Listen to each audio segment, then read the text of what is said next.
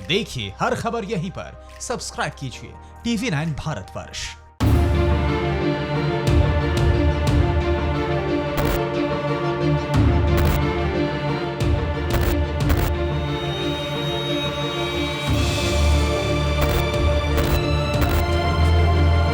लद्दाख की गलवान घाटी में हुई हिंसक झड़प के बाद भारत और चीन की सेनाएं आमने सामने हैं।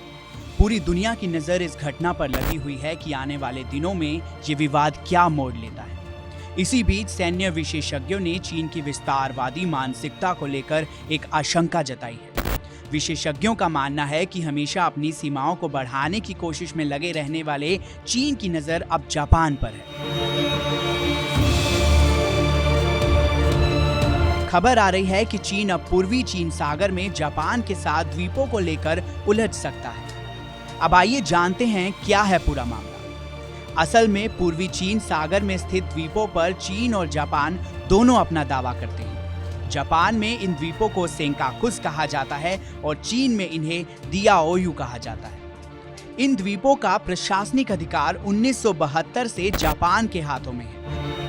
वहीं चीन का दावा है कि ये द्वीप उसकी सीमा में आते हैं और जापान को अपना दावा छोड़ देना चाहिए। इतना ही नहीं, चीन की कम्युनिस्ट पार्टी ने तो इस पर कब्जे के लिए सैन्य कार्रवाई तक की धमकी दे डाली है। आइए अब जान लेते हैं कि यह मामला दोबारा कब खबरों में आया। असल में जापान की ओकिनावा द्वीप में इशिगाकी नाम का एक शहर है। 22 जून को इशिगाकी सिटी काउंसिल ने सेंकाकुस द्वीप से जुड़ा एक कानून पास किया।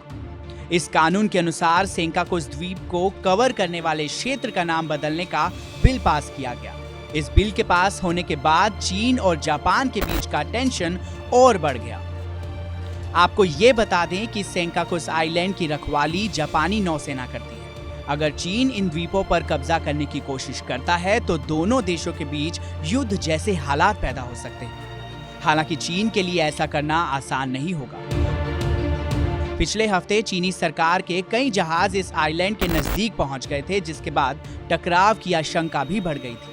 इन द्वीपों के आसपास चीन की बढ़ती उपस्थिति के जवाब में जापान के मुख्य कैबिनेट सचिव योशिहिदे सुगा ने इन द्वीपों को लेकर एक बयान दिया है। उन्होंने कहा है कि सेंकाकुस द्वीप हमारे नियंत्रण में है और निर्विवाद रूप से अंतर्राष्ट्रीय कानून के तहत हमारा ही नियंत्रण रहेगा।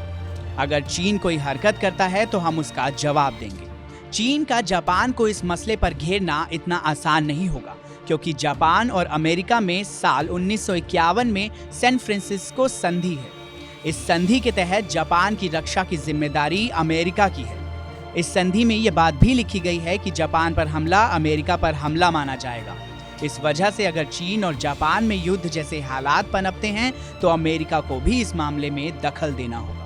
अब देखना ये होगा कि सेंकाकुस आइलैंड को लेकर चीन और जापान के बीच शुरू हुआ ये विवाद क्या रूप लेता है। फिलहाल के लिए इतना ही।